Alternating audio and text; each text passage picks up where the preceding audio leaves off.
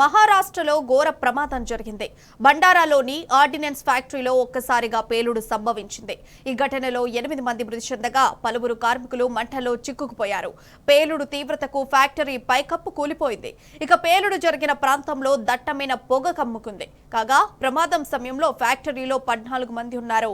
వీరిలో 2 కాపాడారు అధికారులు. మృతుల సంఖ్య పెరిగే అవకాశం ఉన్నట్లు తెలుస్తోంది.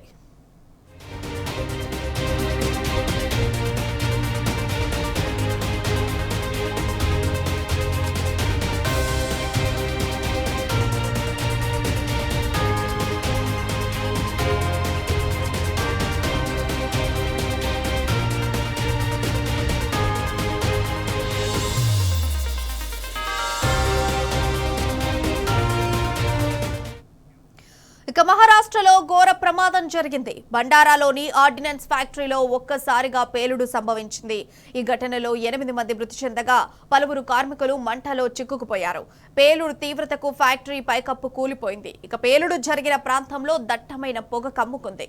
కాగా ప్రమాదం సమయంలో ఫ్యాక్టరీలో 14 మంది ఉన్నారు. ఇక వీరిలో 2 కాపాడారు అధికారులు. ఇక మృతుల సంఖ్య పెరిగే అవకాశం ఉన్నట్లుగా తెలుస్తోంది.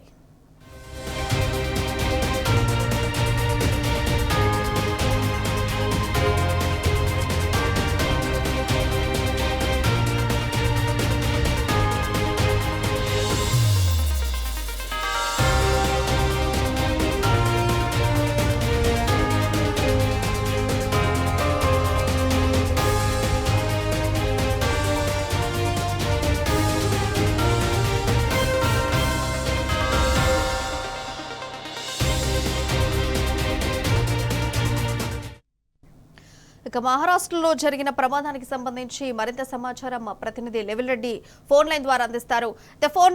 లెవెల్ రెడ్డి చెప్పండి, దాని గురించి అప్డేట్స్ అంటే. మహారాష్ట్రలోని బండారా జిల్లా జవహర్ నగర్ ప్రాంతంలో ఉన్న ఆర్డినెన్స్ ఫ్యాక్టరీలో ఉదయం పేలుడు సంభవించింది. పేలుడు దాటికి 7 ఉద్యోగులు గాయపడ్డారు.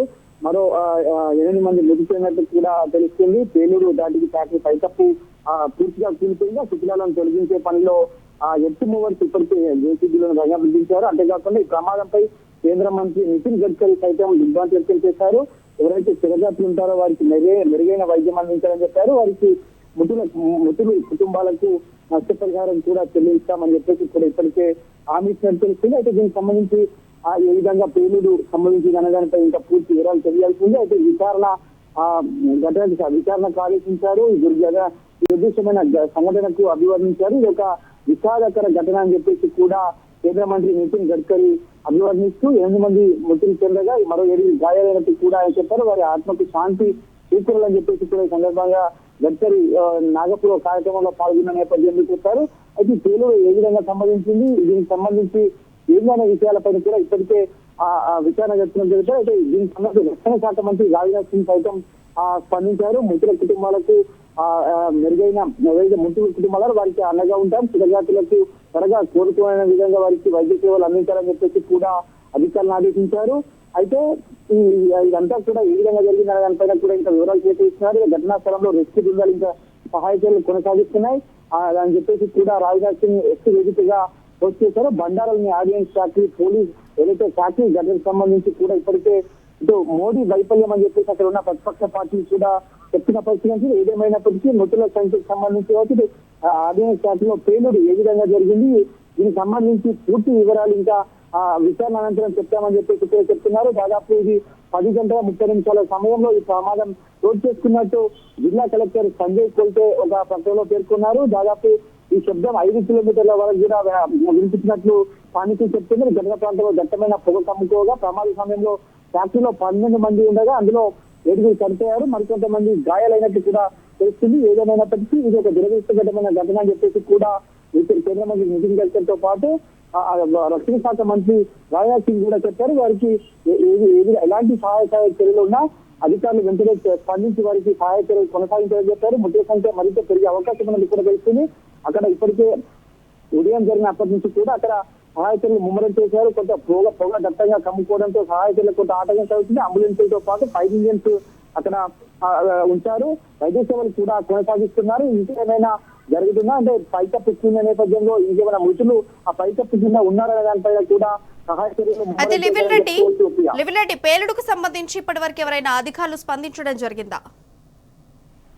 అధికారులు కలెక్టర్ స్పందించాడు. ఇప్పటికే కలెక్టర్ అక్కడ రెస్క్యూ టీముకు సూచన సలహాలు చేస్తున్నారు. దాంతో పాటు కేంద్ర మంత్రి కేంద్ర రక్షణ శాఖ మంత్రి రాజ్నాథ్ సింగ్ తో పాటు ఏదైతే road and transport minister Nitin Gadkari అక్కడే నాగపూర్ లో ఉన్నారు. నాగపూర్ నేపథ్యంలో నితిన్ గడ్కరీ కూడా దీనిపై స్పందించి సహాయ చర్యలు ముమ్మరం చేయాలని చెప్పారు.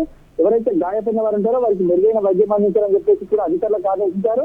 అయితే ఈ పేలుడు దాటికి పైకప్పు చూడడంతో ఇంకెవరైనా ఆ పైకప్పు కింద అంటే శిథిలాల కింద ఇంకెవరైనా ఉన్నారా అనే కోణంలో కూడా రెస్క్యూ టీం ఆపరేషన్ చేస్తుంది. శిథిలాలన్నీ తొలగించే ప్రక్రియ కలెక్టర్ ఆధ్వర్యంలో కొనసాగుతుంది. దాదాపు ఇది ఉదయం జరిగిన పేలుడు కాబట్టి ఇంకా కూడా దట్టమైన పొగడంతో కొంత సహాయ చర్యలకు ఆటంకం జరుగుతుంది. దీనిపై పూర్తి విచారణ వచ్చిన తర్వాత ఏ విధంగా పేలుడు సంబంధించింది, అసలు పేలుడు కారణాలు ఏంటనే పూర్తి వివరాలు తెలియాల్సి ఉంది. రైట్ లివిల్ Reddy, thank you for updates.